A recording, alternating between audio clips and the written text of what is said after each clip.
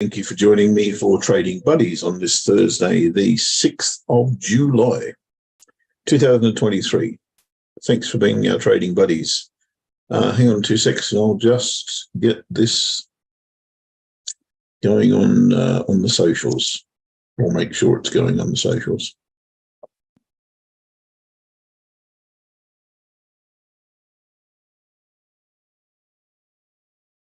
Okay, all good. How's your week been, folks? And I'll just put that down there a little bit further. Hope you're going okay and all things are bright and beautiful. That's a song, right? I'll get in trouble if I do that. All creatures, no, sorry, can't help myself. Am I sharing? No, I don't believe I am. There we go. Gold chart. Let's get some.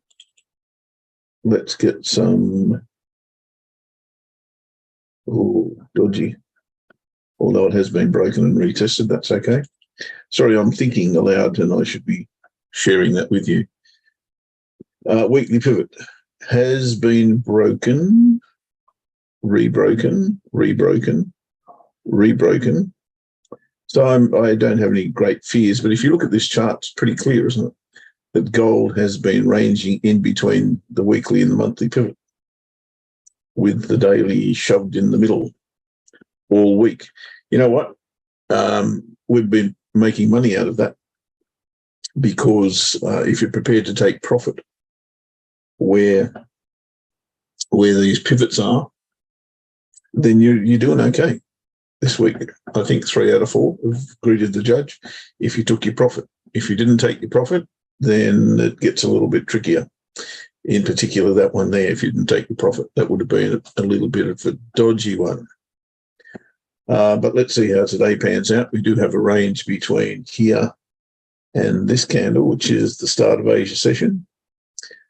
And we've got reasonable result to there and a reasonable result to there. So I'm okay with this one. This should work just fine. Like I said, if you've been prepared to take your profit all week and not let these run, you would have done okay. And I think that's the key to this. You've got to get your profit, at least get safe. If it does run, fine. But as you can see, this week is not a running week for gold, nor for a lot of other things. But that's not a bad thing if you recognize that and you're able to trade from the top to the bottom of the top. So let's see how today pans out. I can pretty safely place the short order, I think, at 1915.50.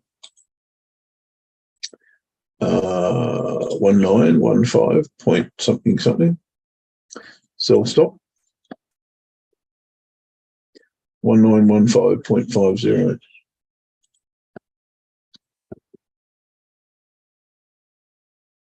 There we go. Stop loss will be, at the moment, bang on the daily pivot. And the level is 1921.55. 1921.55. And the profit we will take, should we risk going above DR1? I don't think so. It's not worth it. Let's go with DR1 then, which is 1927.95. 1927.95. We won't place that, of course, until the bell rings for London Open. Okay, so our risk is 6 and our reward is 12. Cool. Actually, I've got the wrong reward. I need the reward down here. I'm a dope. 1907.65. This is the sell, isn't it? You would have told me up on that, wouldn't you? 1907.65. So 8. 6, still better than 1 to 1. Righto, there we go. We place that one. That's the sell. The buy I think it'd be much more sensible to sneak it at above here, wouldn't it? 1922.05.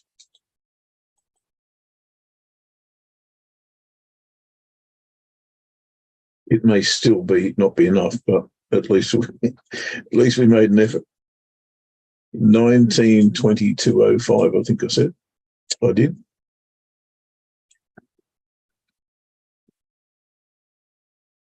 That'll be the entry for the long. Stop loss will be the same as the entry for the short. And of course, I forget what that was. 1915.55. And the take profit, well, we had that before, and I can't remember what it was either. It was 1927.95.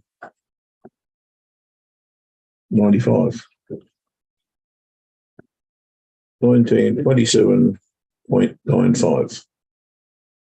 There we go. Both orders in the markets.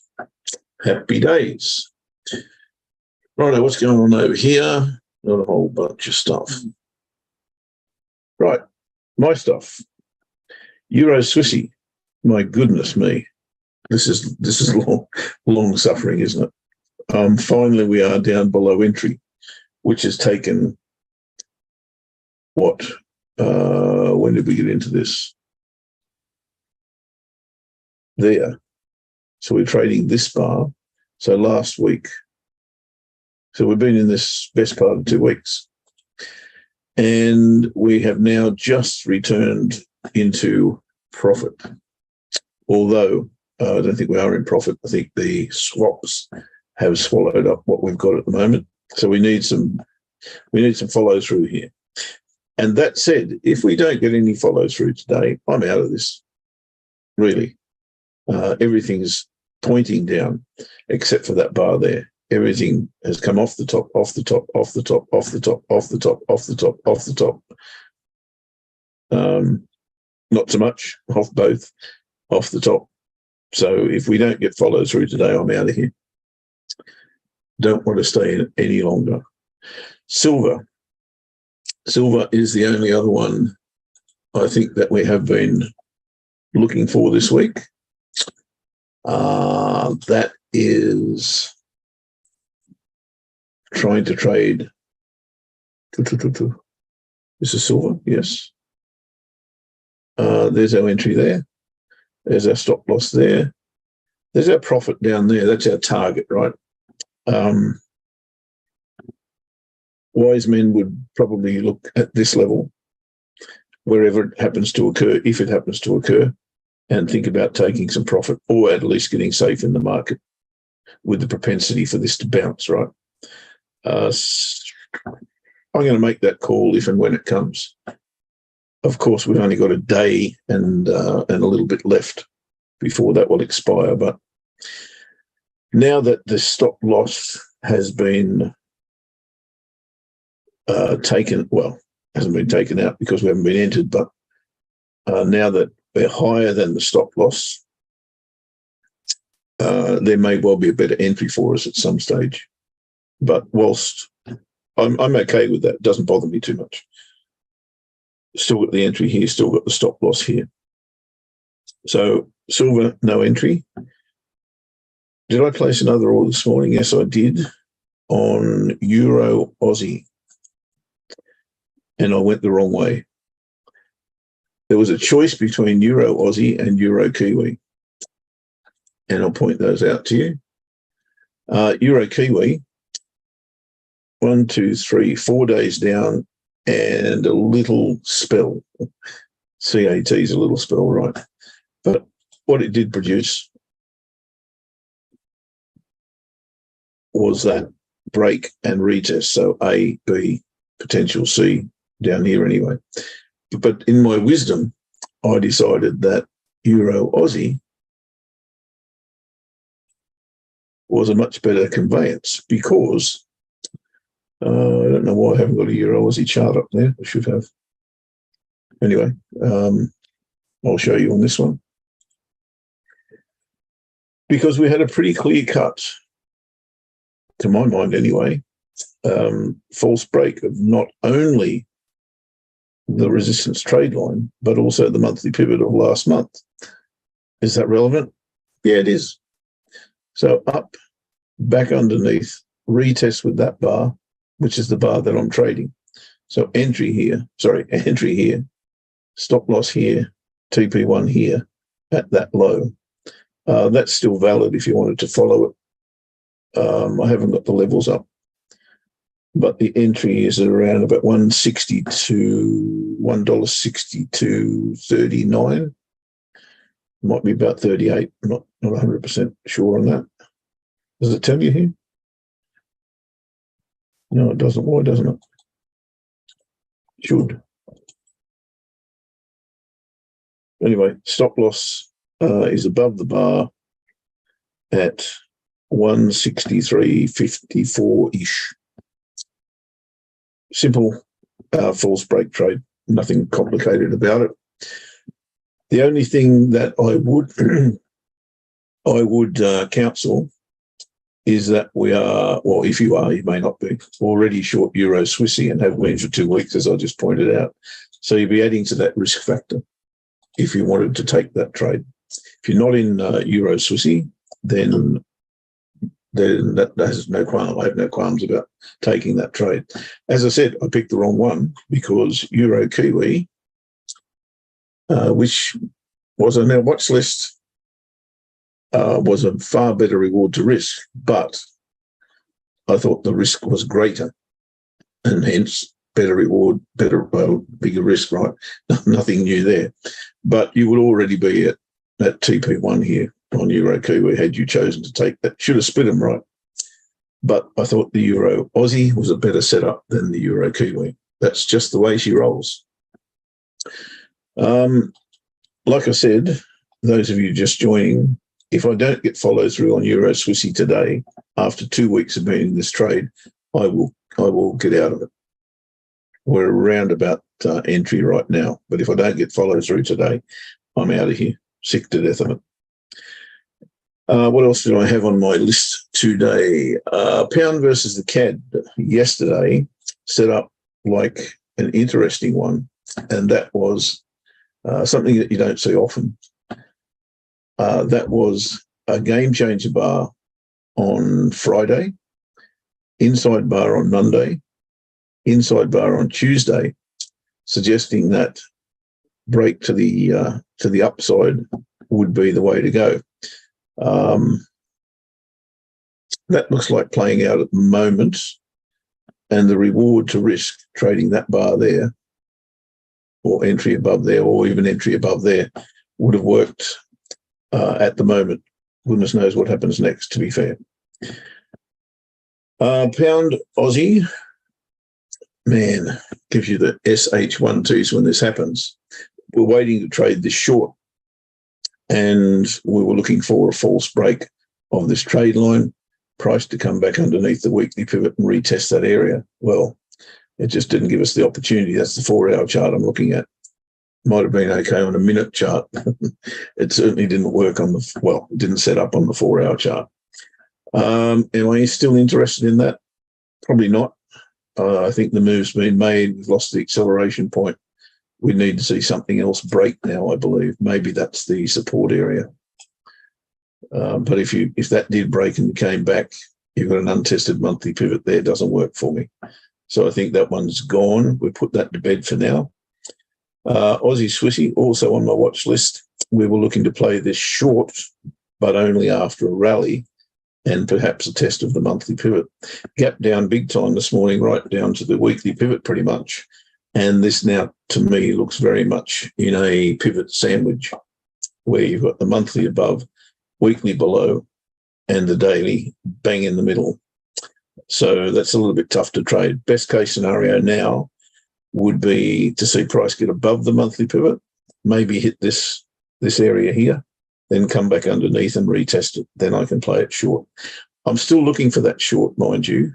And if I was to find a structure here, one of my obtuse structures, if you like, I'd probably be looking for that. You can go. You're dismissed. probably for looking for price to get up to here now, because we're now pretty much rangy. But if I see it set up off the monthly pivot, I'll trade it. But now I'm thinking maybe we're up here before we're down here. We'll see. So I'm not enamored anymore with Aussie Swissy. And you can tell from this particular market structure that really we should be looking for buyers here. Why? Because we've come off the bottom. We've got a higher high, we've got a higher low, we've got a higher high, we've got a higher low. So really, to test that the top side here, I'm looking for longs. So the short that I anticipated may not be the best course of action. We shall see. That was the second last, the Kiwis. Didn't speak about Kiwi yen. Kiwi yen, we were waiting for price to hit this big trend line, which comes off a monthly chart, pardon me, and is quite pronounced, very, very difficult to miss that. Price has almost made it to that point. I'd say I'm okay that it has made it to that point. We've got a market structure here that's been broken. I would love to see this come back inside here now and retest either that or that. And I think shorts would definitely be the sport I'd be looking to play at that point. So whilst we've been waiting for that one all week, there is no trade here. There's no setup here for me to trade, but scalpers might be interested. I'm waiting for a lower high, or really I'm waiting for price to come back inside that range and then give me a lower high.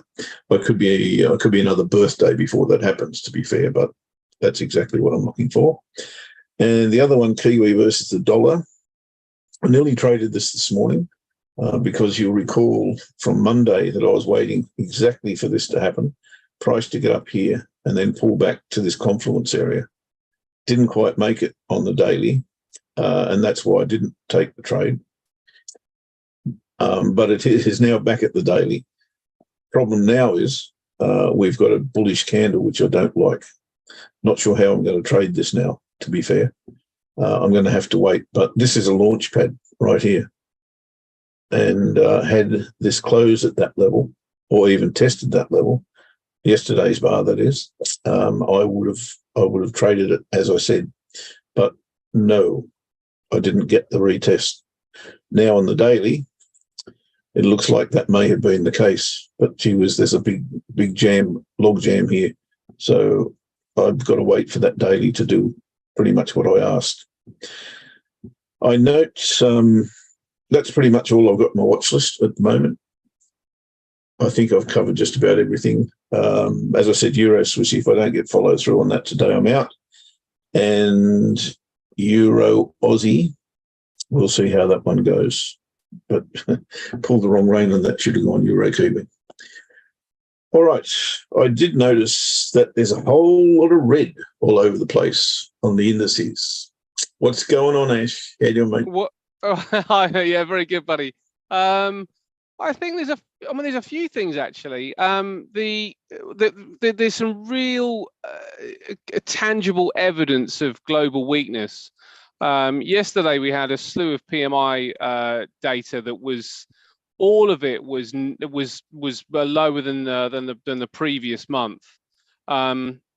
Some of it actually, slipping into contraction territory as well. Not all of it, but some of it slipping into contraction territory. I think we've got the Fed as well, because the Fed posted minutes from their meeting, which is a strange reaction, really, because we kind of knew what the meeting was. The minutes. What the narrative was, yes. Yeah, we knew that they were going to be negative. We knew things were quite negative for indices because of the kind of hawkish behavior of the Fed, and it was just reiterated. So I guess we're in this situation where we're getting this contraction. It's not anything too extreme at this stage, but we are getting central banks that are at least hawkishly pausing. The RBA did the same thing a couple of days ago, where the statement was very hawkish, but the actual action was, it wasn't really dovish, because obviously they didn't cut rates, but it was maybe a little bit more of a surprise to the market that they just paused. The data suggested they would do, but I guess the statement was what everybody focused on. And we've come back from the 4th of July, and we've obviously, you know, we're starting the second half of the year. I've actually got a couple of trades on that that I'm hoping to take advantage of with this. One of them might be a shade late, but maybe not too late. But I'll show you what I've got. Okay, cool.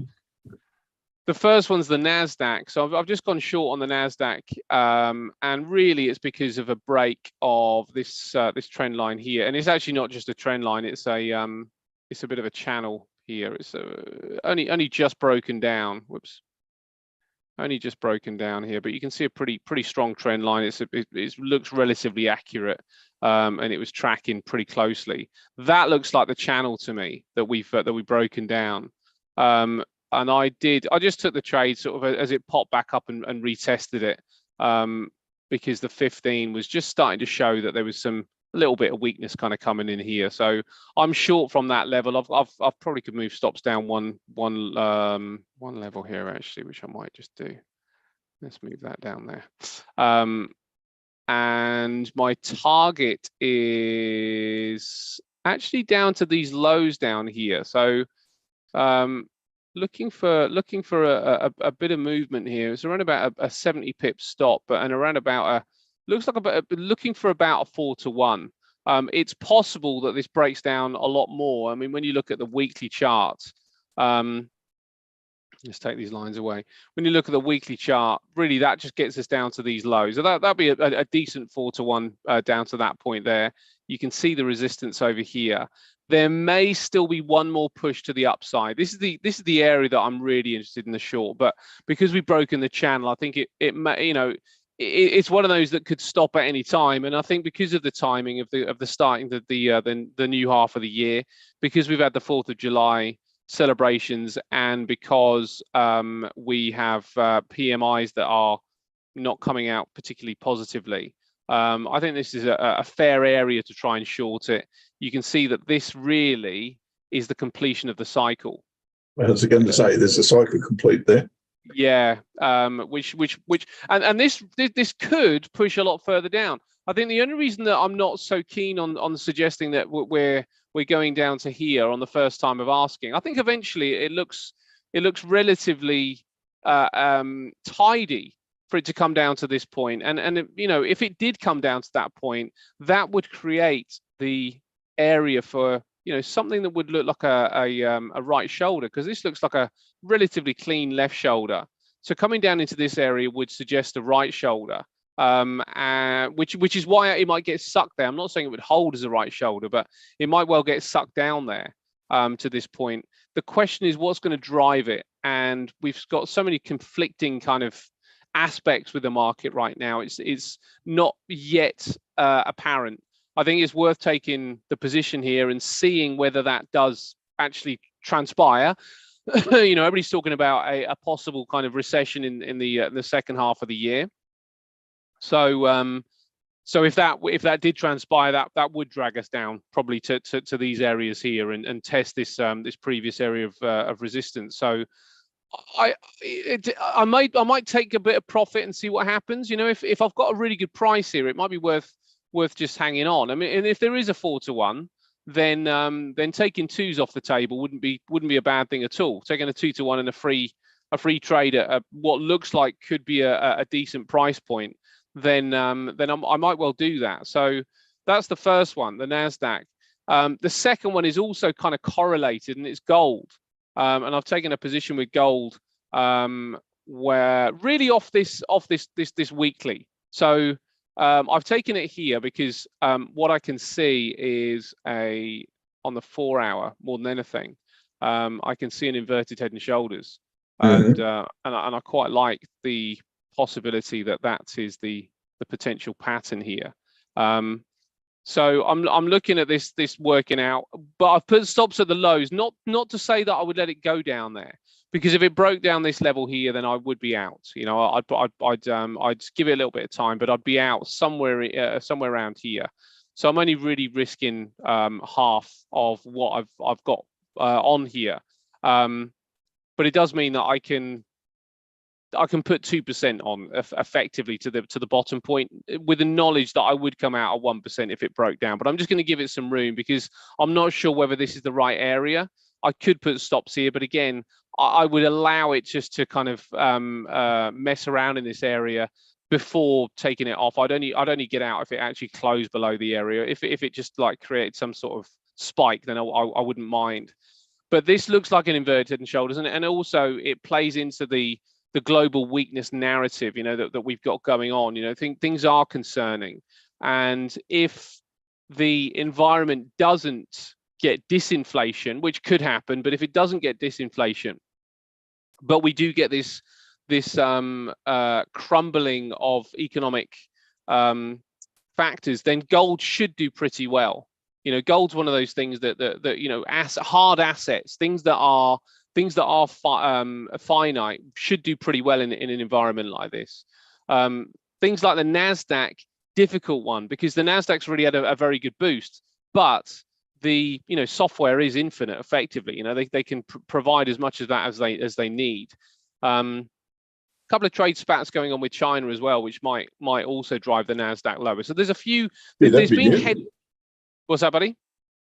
Trade spat with China. That'd be new. It's a bit different. Yeah, well, they're discussing kind of like taking certain precious metals offline, and something like that could actually drive the Nasdaq lower. You know, these are companies that are reliant on some of these metals to make the chip. So Nvidia's had an astonishing year. You know, it's nearly up 200% on the year. And wow. Of course, things like that are eventually going to have some sort of retracement. I don't know how far the retracement comes with the Nasdaq, because the Nasdaq's been so hot. There might only be 5-6% to come down, which I've heard some commentators say. But the chart suggests that there could be something much deeper, but the fundamental aspect needs to kind of catch up with that. And I guess that's probably going to come from a pickup in the momentum of the recession. As I said, the PMIs didn't come out particularly strongly, and we've had manufacturing PMIs from the States, which are weak, but we haven't had services PMIs as yet really start to collapse, and they probably won't. You know, we've yesterday we had services PMI, which were a bit weaker, but they weren't under 50. So I wouldn't suggest that the services PMI from the States are going to collapse, but just a little bit, maybe more of a weakening could, you know, push us towards the possibility that we are heading for something that could be a bit deeper than we've had. But the Nasdaq's just been hot. You know, it's just a hot market. It just hasn't just wanted to come down at all.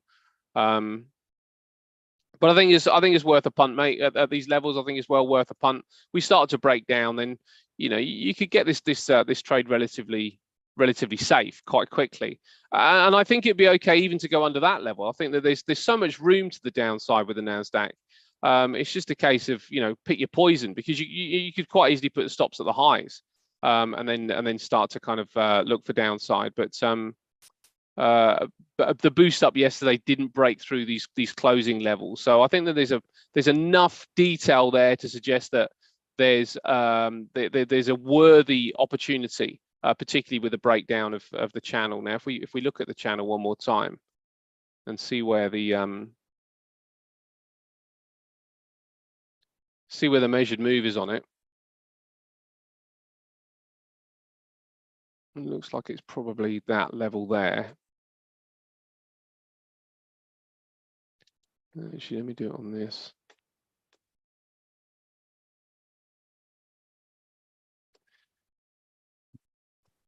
Now, if it's broken down here,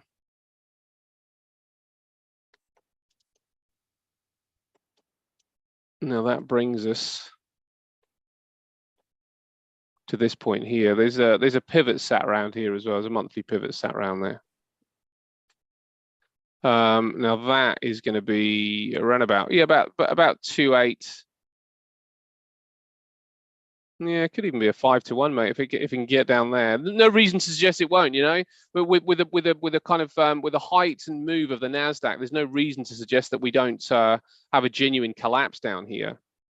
Well, you know, if that's the case, looking at that chart, are you prepared to not speculate, but consider that M topper gets down to 1420 or 14.2.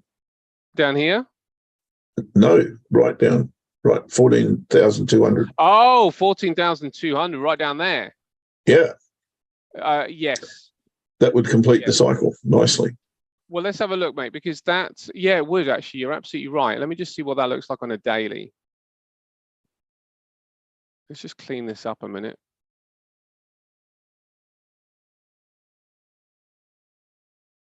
So we're looking at this point here. Yep. Yeah, I do, mate. And if I'm really kind of,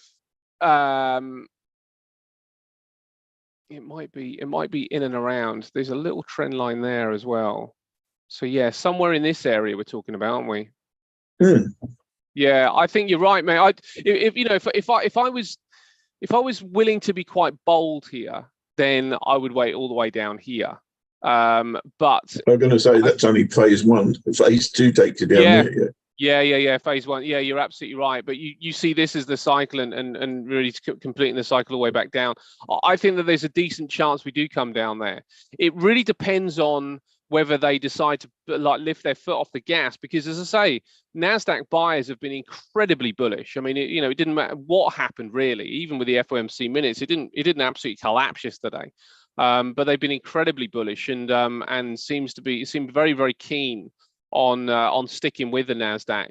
And I guess there's this AI kind of narrative, which I was going to say they nearly have to blow AI up to get down to there, really, when you think about it from a fundamental point of view. Yeah, at this stage, but there's, AI is going to have its own headwinds, but it's just about timing, isn't it? It's whether those headwinds actually come into play relatively soon. But as I say, the thing that's going on with China may well provide enough of a headwind to at least lift the foot off the gas for some of the tech stocks for different reasons.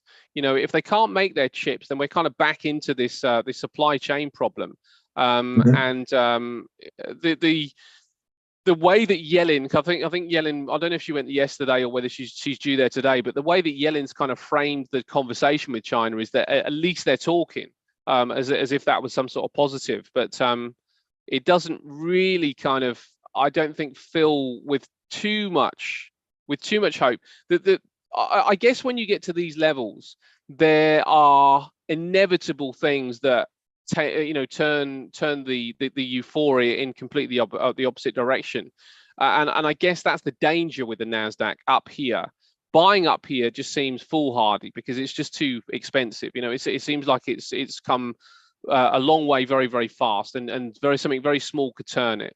But selling has just been incredibly difficult. I mean, selling indices it is a difficult task unless you get a major event. And if you get a major event, then it just kind of everything just washes out.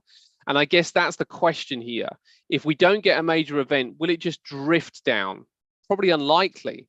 So we probably need something genuine, something genuine, genuinely bearish and genuinely negative to take the NASDAQ down to those lower levels. But there's certainly a chance. I mean, when you look at it on a technical basis, it suggests that there's a decent shout that we come down there. Yep.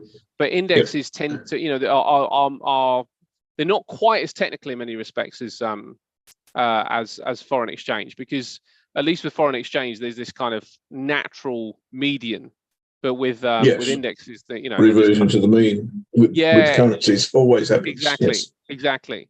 But with indexes, it's very different, and I guess same with gold. I like the possibilities with gold. You start clearing these areas out, it's looking pretty good. The real area that gold needs to get through, though, is probably, I mean, there's a few trend lines really to get through, but there's one there, and there's probably one here. That one there, it might not be quite as steep as that. I'd like it to kind of stop probably there, actually. Yeah, it looks like it's around there. But gold starts to come back up here, then it's starting to look like another trade. Really, the question is with gold is it something that if you get into at a low end price down here, how long do you hold it for? because it really could turn out to be an incredible position to have. We've got a situation really with the States that we've been talking about for a couple of years, where the dollar may lose its reserve currency status, and where nothing really could fill that vacuum. There's no obvious currency, I should say, could fill that vacuum. Maybe the euro, but that's got problems of its own. Gold becomes a different prospect, because it's a bit more universal. We know central banks have been buying gold up for quite a long time. A big question is why, and you'd have to say the answer is for protection. And what are they protecting against? Well, probably something that is due. They can see issues. In a lot of respects, central banks do things that are incredibly cumbersome and seem to lack thought. But when it comes down to protecting themselves, they all seem to come to the same conclusion and buy things like gold, probably Bitcoin as well. Anything which is a hard, tangible asset is something that should do well in an inflationary environment. Inflation doesn't seem to be going away as fast as central banks had hoped, and yet the interest rate is still very, very high. So as you said on Monday, have we given the interest rate rises enough time to take effect? And I think that was part of the statement from Philip Lowe, wasn't it? Yeah. And maybe that's the rhetoric with the central bankers at the moment is, okay, maybe we're pausing, not because we've done enough, but we need to give what we have done enough time to take effect. And I think that's perfectly fair. Do you know, I think this is the thing about the raising interest rates, is that I think it's proved itself to be quite a blunt tool. Because where we've seen inflation recede in the likes of the United States, down half. To be fair, it's done its job. I don't know whether that was really to do with raising interest rates or not, but they can claim that one because there is a correlation with the timing at least. But in the UK, it's done nothing. Inflation's still very, very close to 10%, and it seems like the Bank of England are going to have to go maybe even to double what they've got now, or certainly get up, at least another 50% raising interest rates if they're going to use that as the tool for bringing inflation down. But you kind of wonder whether it is just not quite as useful as they make out. And this is where the tangible assets come into play, because if inflation has kicked in 10% 1 year, year on year, then you got 4.5% year on year. It's unlikely to go to a deflationary scenario. More likely to get disinflation, which means that the inflation rate comes down, but we don't actually go into negative territory. And if that's the case, then tangible assets, increase in value just by default. They kind of, you've got this situation where even mortgages, for people with cash, become an attractive prospect, because if they borrow at 5% and inflation's at 7%, their asset is actually above the real rate, the real interest rate. There's so many sort of like different things to consider. And the other thing that I read yesterday was that most mortgages in the United States are like 30-year mortgages. So where we've been concerning about people, that's what I said on Monday. Yeah. Well, it's amazing, mate. I mean, in this country, it's not like that. So this is where nowhere in the world that I know of is like that. Right. Well, maybe that's why they've been so well protected. Maybe that's why the consumer continues to spend, because with a consumer-based economy, you need the consumer to be happy and confident, and maybe that's why. And maybe anybody who's taken out a mortgage in the last 10 years, is it negligible percent? Yeah, almost zero. Exactly, and the thing is, it does mean that goods and products for new buyers are a lot more difficult. But those that are already in their properties in the United States are probably pretty happy. Different in this country, as I say. This country, mortgages, most people go for 2-year mortgages. You know, I think that's the most kind of common rate of play. But you do get the odd 5-year and the odd 7-year and 10-year option. But 30-year mortgage is very rare that if ever anybody's taking one of those out over here. When you say 10-year mortgage, is that at the same rate? No, it's slightly higher. It's slightly higher. So when I higher than the flexible, yes, but you can higher lock than it the in for 10 2-year. years. Higher than the 2-year. So last year I locked in for 10 years, and it was, I think I paid an extra % over the 2-year rate was. Yep, fair enough. But I wanted the certainty, and I knew that this situation was going to get a bit sticky, you know, a bit uncomfortable. So I thought it might be wise to lock in for a long time, because you can always renegotiate, you know, down the track if you want to. But I thought actually just have a bit of certainty is okay. If you know you can pay your mortgage, then it doesn't really matter how long into the future. Yeah, you're almost better off having as long a time as possible where you know, okay, that's what I'm paying, because inflation would suggest that that gets ebbed and eaten away anyway. You know, if you got a 3% mortgage, but inflation's increasing even by 2% a year, you're starting to beat it after year 2. Well, yes, it's all a matter of relativity, really. Yeah. At the end of the day. Yeah. I'm looking at your chart and I'm seeing something I like there, and I don't want to like it. Do you for long? Yeah. Oh, you like this bar, don't you? I do. Yeah. I absolutely do. Well, come and join me, mate. Come and join me. Let's become gold bugs. It's against my religion. Have a look at it on this as well. I mean, it's a pretty good level. It's a pretty good level. You look well, at I that said down on there. Monday that it's in a buy zone. Absolutely, no question about that.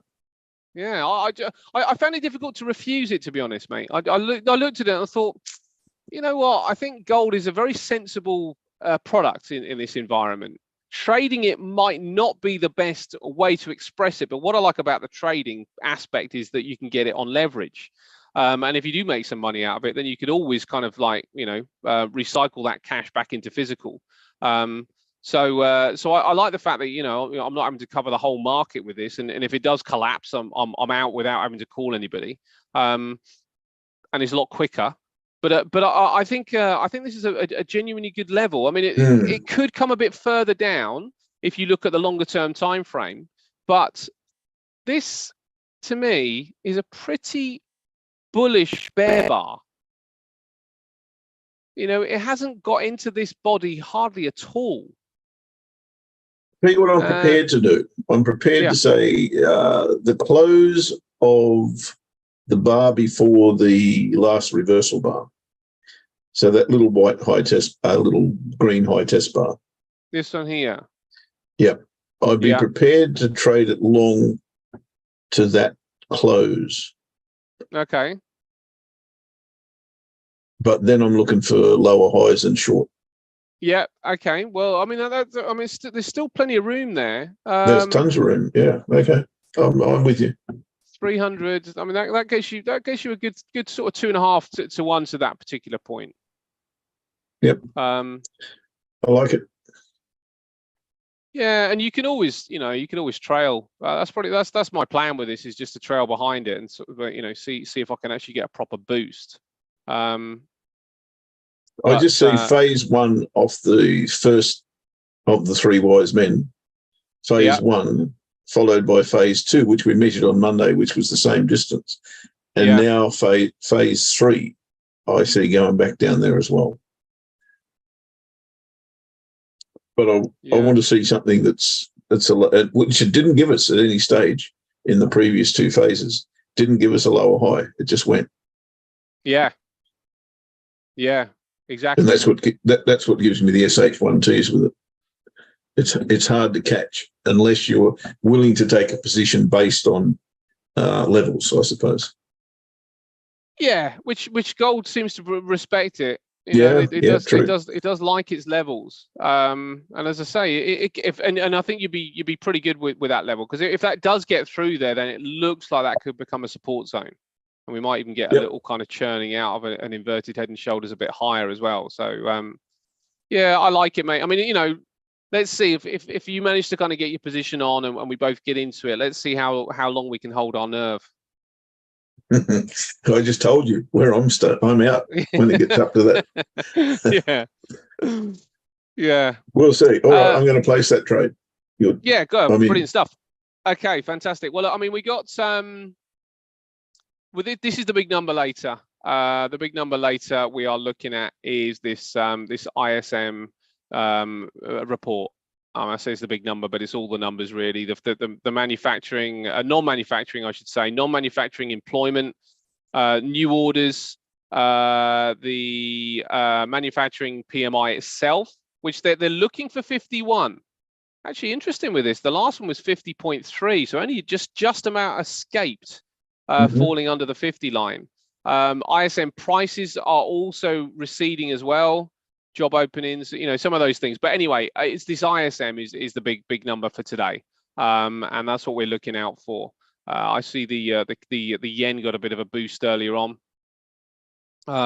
Looks like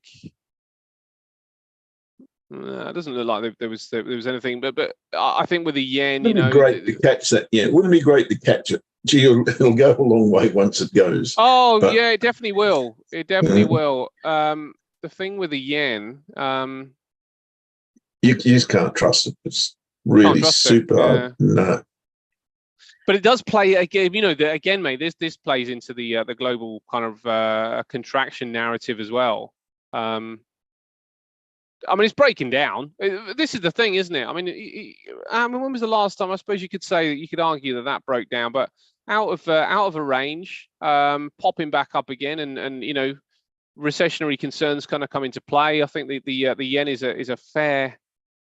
It's a fair shout, and as you say, mate, you catch it, you're going to do really well out of the yen. You sure are. It's the first time we're seeing lower highs and lows. Look how similar that looks to the Nasdaq. Yep. Very similar. Yeah, it looks like you could be aiming for around about that point there.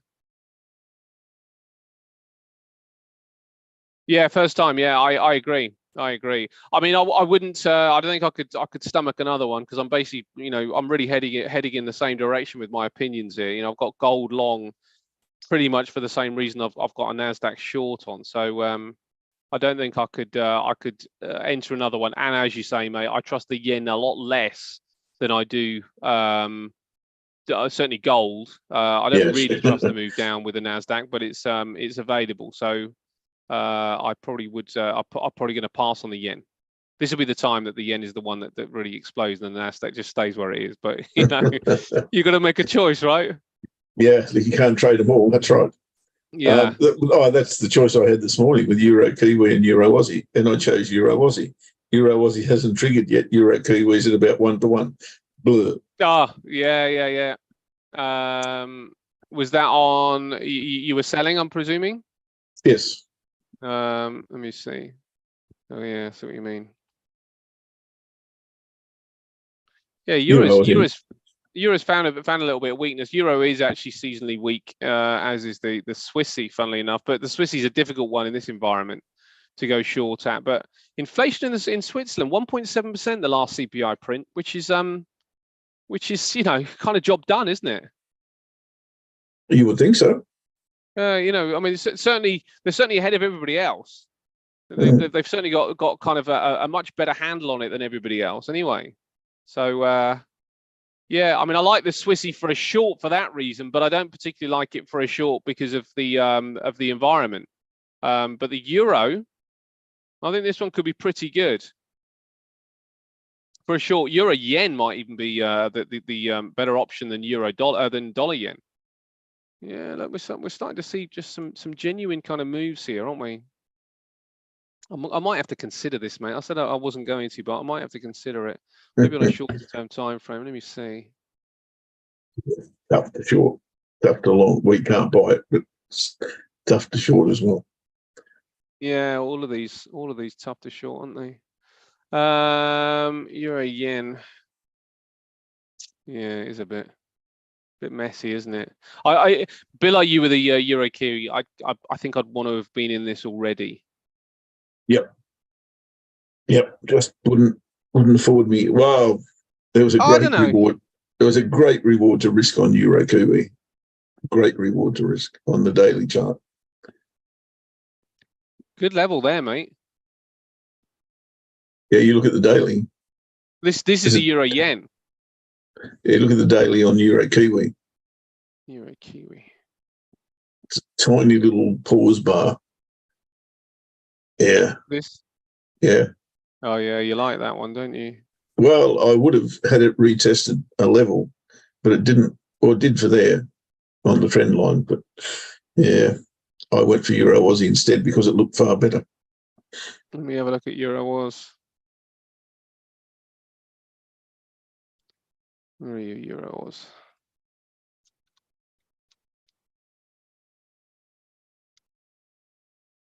Here we go.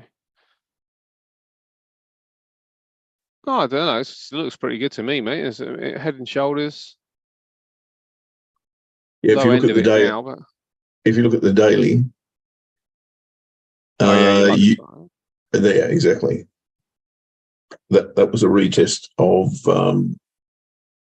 if you drew a trend line before the first lower high. Look at that. That's a weekly. Oh, there's, yeah, I see that. Okay, hold on.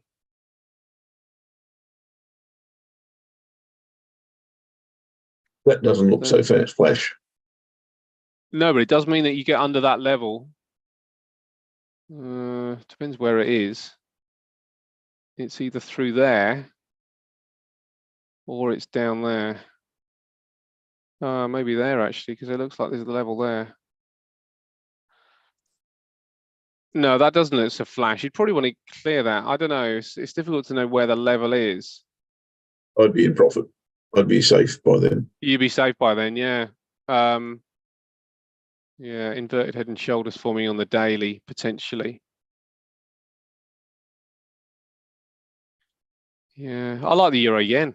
Oh, I like this Euro yen. I like the 4 hour. This 4 hour horizontal level looks really strong.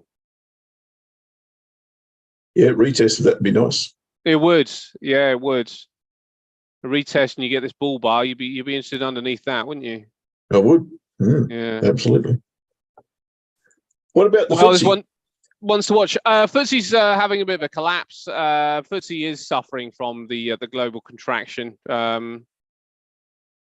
Phil's got a bit of a thesis on that. Yep. Shall we hear it? Yeah, let's do it, mate. Let's do it. G'day, mate. How you going? Oh, top of the world down under, as always. It's good, isn't it? Bit of rain. Yeah, mate. I just a bit of rain up here. Yeah. Yeah, it rains where you are. It doesn't rain down here. Don't forget. I can't share a screen. Oh, okay. I can give you power. Yeah, I just had some stuff that fitted in with what Ash was saying earlier. That's all. That's why I stuck my hand up on the FTSE. That was all. Okay, sorry, we took a little while to get there, but we normally do.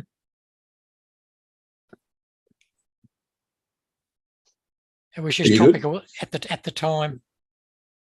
It just says I cannot start screen share. Should be able to now. Stop sharing. Yes, there we go. So that's what I see. So the fifth that we picked panned out today. So tomorrow, Ash time, I suppose, is it? Whatever it is in the morning. It's your day over there. And no, this will be the day before. You'll have data on top of this, won't you? Yeah. So that was that one, and then we project into the future we've got a big span now with the time by degrees. That was interesting because it was spot on the time by degrees date, you see. So that added strength to our expected date. And then we're looking, there's a big span down to the next date to look out for, the 17th, which I think we've already mentioned as well. But in between there, of course, is the 10th, and the 10th's a date that often works. So we look for something that might line up with it. Why the 10th? The 10th is that, I don't know whether you remember, but the 10th is one of those dates that I wasn't taught this as a significant time by degrees date, but experience tells me it works regularly. Right, okay. So when there's, in this example where we've got a lot of time between the 5th and the 17th, we could potentially see a change of direction in the middle. So you wouldn't use a 10th date where it's in the middle of all these dates that are close together, probably. But over here where we've got this gap and there's nothing happening, the 10th often works in there. Another bloody Monday. Why is this always happening on a Monday? I wonder. Oh, the 10th thing? Well, no, just every time we seem to talk about a date, it's a Monday. Oh, okay. Know, maybe it's just me. I don't know. I don't know. Is it me? Oh, probably not. No. Well, Monday's a valid day as any other day in the week, I guess. So I didn't take in particular notice, but I just look at the time by degrees. So I don't look at the days much. Work around them when they get here. So, yeah, so that one there kicked in today. Obviously, the market turned there, which was close to that time by degrees, but this is the one that triggered it, you see. It took off today. So did S32, by the way, Jeff. That was interesting saga today. We'll talk about it later. Anyway, I got home and I noticed that I was a bit poorer than I was when I left. And you wouldn't believe I put an order in yesterday, and it nailed it on the open this morning. Bang on. So anyway, this is I want to bring this up here too. So that was the day that triggered today. It showed the chart move today. So then I thought, well, we'll have a look for something intermediate. Now we've got this longer span where there'll be not much happening. So I just grabbed this bottom here because obviously it was a bottom. Yep. And put 14 to 15 degrees on it. And there it is there, look. And that brings us out on the 11th.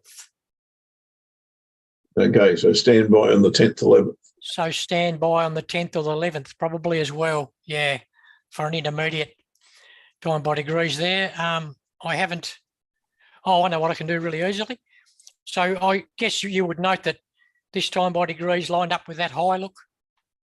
This one lines up within a day of that high, give or take weekends, all these are, of course. That one's within a day or at the low, etc., etc. They're all the same. That one actually, that one's not, that's one, but that was like an acceleration day halfway through the range. But that day kicked it off to restart it, and this one was at the top. So they were all valid dates. Then we're looking for potentially, we'll say the 11th, doesn't matter much. That's 14 degrees. Could be a weekend, I don't know. I'm not getting too fussy. We're just looking for something. So we'll just run those across there.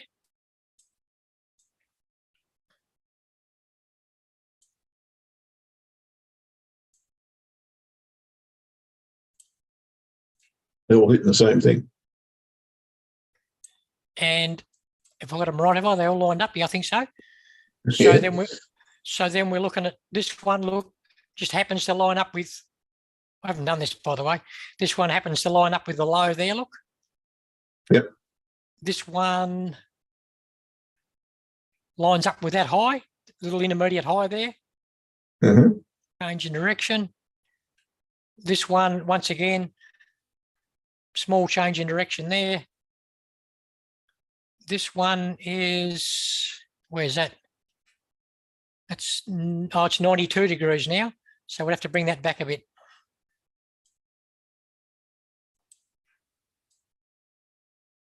Somewhere about there, which is time by degrees. So it's only halfway up. So it says there must have been holidays or something there, Ash. Was there back on early April? Easter, maybe? Oh, yep. Yeah, so it lines up there for some reason. So that's not super strong, is it? And then this one, Where does that pick? Yeah, so about the acceleration day there. So yep, so that would give you maybe a minor like a retracement day or something, about the 10th maybe, if it fits in. But the 17th is the day that we'll be looking for, the one with all the main strength. 17 dates here to refresh your memory. Obviously, there's a high there. Look, a nice low there. It's a nice high, a nice low, a high there, a high here, and the low here.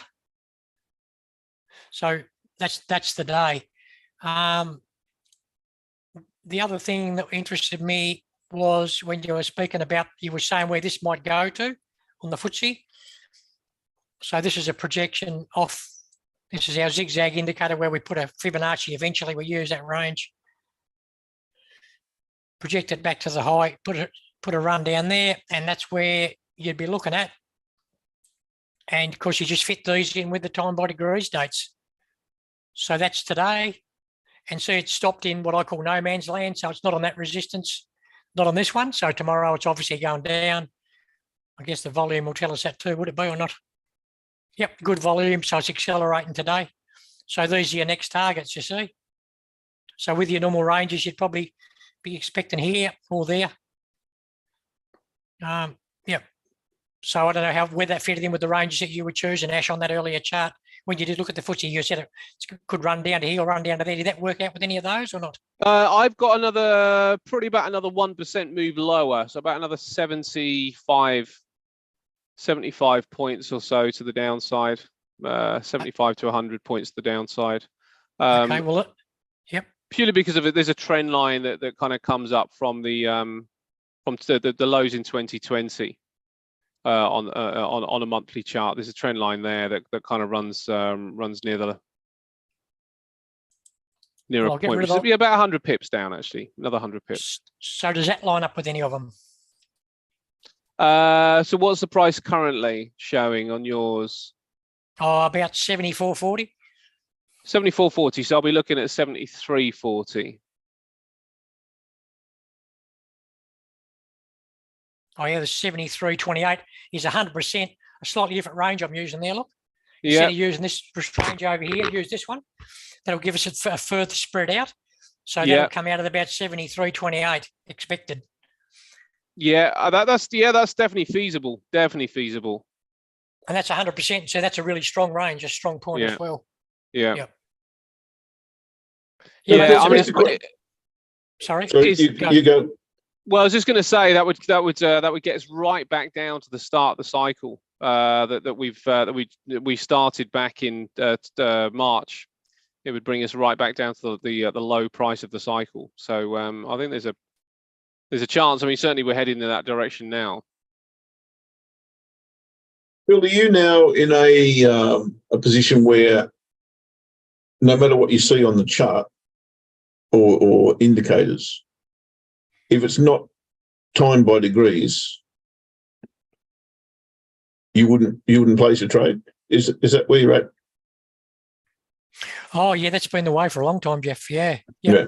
What I've learned to do is I've and this is where it gets well, as far as it was more and more technical, basically. So the like with the FTSE, for example, here where you wouldn't normally use, say, because we gently getting into this thing a bit, we wouldn't normally use that 11th or 10th date, you see. We'd be looking for, you just use the main ones which will line up, they're stronger. And obviously the 17th is stronger than the rest of them. And that, in this case, getting close here. But because I think this is a good example, actually, this bottom, what date was that? Was that time by degrees? And the 26th of the 6th. You see, that's not time by degrees. So it's 2 days away from time by degrees. So it's sort of stretching the friendship a bit, really, you know what I mean? I mean, you can read anything you like into the chart, and I try not to do that too much. But you can't argue that's a low, you see. Just because I don't understand it doesn't mean it's not there. So we just run. So now we've got no reason, as I stated earlier, we should be looking for the 17th. So what do we do? Go on holidays between now and then, or what do we do? So I think we'll trying to learn, I've learned to do this, obviously get a bit more technical with it. Pick up a little point like that, which is obviously a low, run your 15 degrees out, see where it goes to. In this case, it's the 11th, which fits, 9, 10, 11. That's the 3 days that you always come up, or the 10th, one day either side, plus a weekend, of course, plus or minus a weekend. And it happens to line up with the 11th, that 15 degrees. So we'll use it. And so if, say, for example, this is still running down, and Ash is getting his nice long range he wants, and then on the 10th or the 11th, it runs up for a day or half a day or a day and a half or something, and then turns around. It won't be black and white because it's a minor point. So it's never going to just bang on the bottom, bang up for 2 days and bang down again. It'll probably come down, and then it might run up for a day, say, for example, and then it might run up for, it might open on a low, and then run up for the day, and then finish 3/4 of the way down. So it'll actually turn around on that second day, but it won't be a super strong top or anything or huge volume, but it will do that in the middle. So what that just does is teaches me how to learn to use time by degrees even better. If you can pick the smaller points as well, you see. Yep, gotcha. Okay, cool. I don't know whether you're interested, but if you want to have a look at a stock, like at today's Of course we're interested. Sorry? I said, of course we're interested. Well, that S32 trade today, mate, that was a technical ripper. If you want to have a look at it, I can grab it for you. Cool.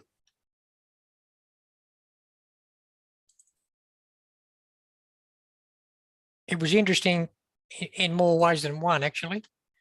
It was just a doozy. I should have come to this one second, so I'll come back to the actual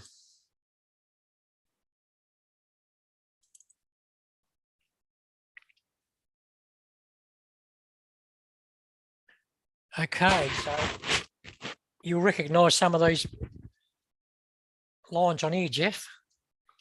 Yeah, I do. Not many other people would, but yeah. So I'm going to take that out of there because yesterday, this is what I was faced with.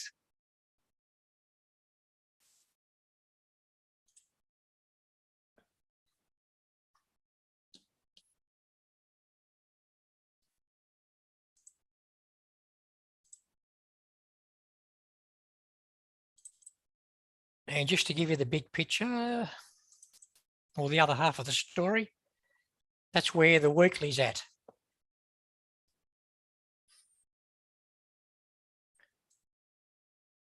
So these are the strength of my turning points. Yep. Primary, secondary, and tertiary. This is already in place.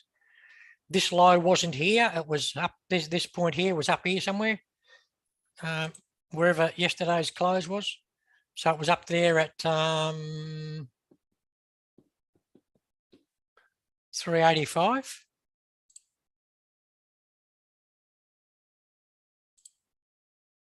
Oh, well, it's about where it's about there actually. So with a close there, that's what I was faced with yesterday. So you can see that the MACD's turned up here. This is the weekly, yep. Don't forget. The DMI's starting to turn up as well.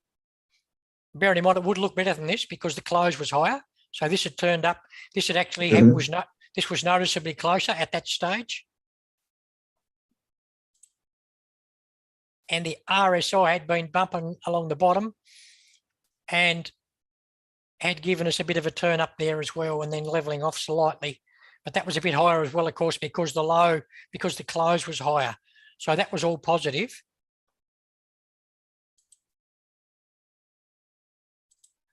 And then the daily gave us this, which was reality for yesterday. So I had to make a choice here. This is the one that I got. I thought you would have got out of this too. I wasn't sure, but this is the one I got out of and took a bit of a hit on because I thought it was going down, which it did. We took a little bit of a hit up here somewhere, about here somewhere, 80, I think it was, or 81 or something. And then planning on this move, you see. So that was all good. Got back in there somewhere. And then this is what I'm faced with. So the technical side of it is that this run up, the days we're getting, there's a beautiful resistance through here. All at that 76. Open or close all the way through there, you see. So as this ran up, the volume was nothing to write home about. So it wasn't that strong. So I'm on the market for a short, just watching out for the fact that it might turn. So see the gap between here and here was 3 points, then it was 2 points or cents, and then it was 1 cent. And although the volume was okay, it was nothing to write home about, and it did pull off the top a bit. Now, if you work that out so that today, that date was the 5th of the 7th, which was our time by degrees.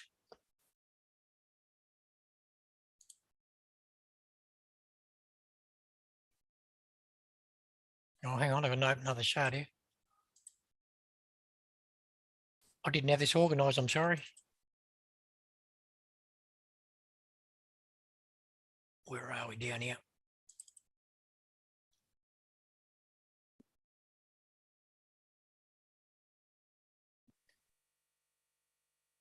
So there's me dates there. You recognise these by now. So we lined up with that there. We lined up with this high here. We lined up with that high there. So this is just 30, 15, 30, 45, 60. The 60s are low there.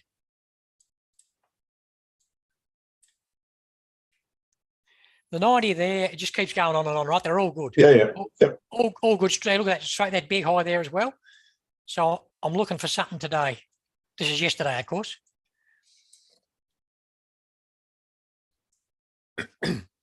So that's what happened. So and funnily enough, it looked like it reversed there, but because the strength of it was getting weaker, like the range was getting less and less and less, and the previous volumes are weakish. So at that stage, yeah, even though that bit extra volume there, that was the turnaround for that day. So I thought, oh, well, it might just go up and come back down. But anyway, I just smelled a rat. There's a few other things I looked at. Probably don't need to go into those now. But that and the ZZE gave it to me. So we looked at the range where we might, because we're expecting the range, it was running out of steam, put this on there. And here at 138%, I've chosen 2 ranges there. So one range from here and one from there. And I'm expecting a run down, I thought, of about 2 days. And that 130, the one's 138% on one of those there. And the other one, I'll put this up so I highlight it better. This one there is this one. So that was 38%, and the shorter range gave me 38%, but they both lined up on exactly the same day. I was expecting it to get there in 2 days, but I put an order in yesterday up here for a buy at 76. The range was 75. You really get the bottom. Beautiful. Nice. There was always a few people there, so I put it at 76 and be straight as safe. And then today I was a bit worried about 2 o'clock, but the volume came in nicely, and there was numerous 200, 300, 400 million, $900,000 trades right at the end of the day today, and it bumped it up from where it was to there, another point. So it's looking for strong for tomorrow. But that's how strong, when you get those time by degrees like that are actually bang on with heaps of strong points everywhere, like the tops and the bottoms of all the ranges. Yeah. When you time by degrees, you get a big movement. You can back it. You can back them in. That's strong. That's right. Yeah. As I said, there's a few other things I use, of course, but I'm just giving you that picture. So there's our our MACD was looking okay-ish, but expecting a pullback. Well, we got that today, obviously. But with that not there, of course, you can picture that as well. So if we go back to there, see how your MACD was still positive at that stage. Mm-hmm. So the uptrend is in place. It's going nowhere. The weekly's pointing up, the daily's pointing up. It's looking fairly strong, but expecting a pullback because the range is getting weaker and weaker. And that's the result of it, was that trade today. So we won't know till tomorrow whether I'm smart or I'm stupid. But, but anyway, that's all I wanted to show. Just to all right, mate, brilliant. Reinforce the time by degrees, basically. Yeah. That's all I got for you. Awesome stuff. Nice pickup. As you say, if it goes to $4.20, you'll be laughing your head off. Yeah, well, that's the plan, of course. Yeah. Yeah.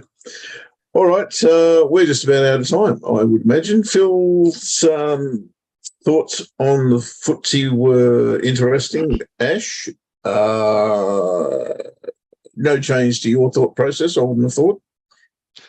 No, the FTSE is going to be probably one of the more reactive indexes to global weakness, and the manufacturing PMIs really lead the FTSE lower, and they have done. The OPEC plus cut in oil, I thought, might give it a little bit of a lift. The fact that it hasn't could be a bit of a concern, but I wonder whether we might be headed for this recession we've talked about for a while, mate. Yeah, everyone's been talking about it for a long time.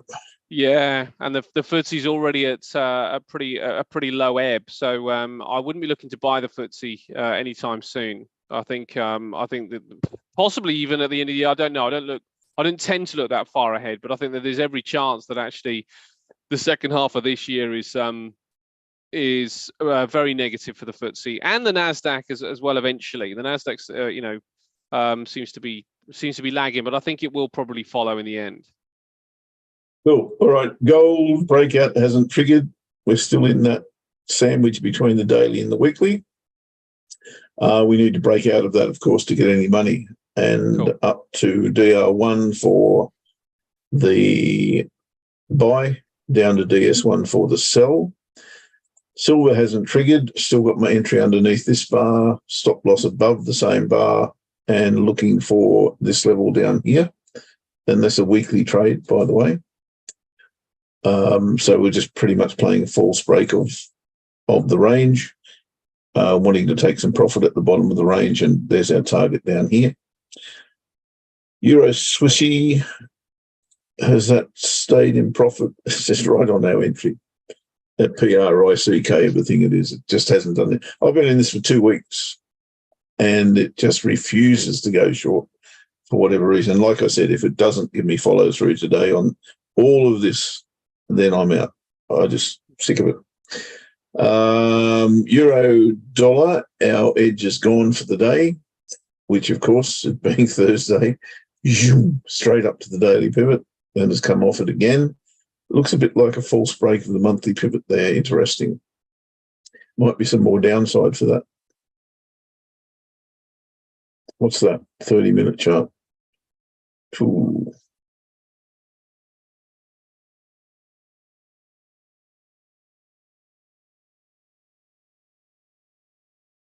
No, like I said on Monday, either the dollar index or the euro are going to fill their channels.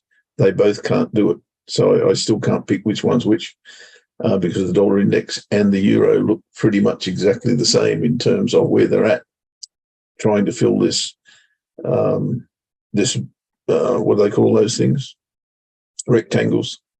Box range, that's the word I'm looking for.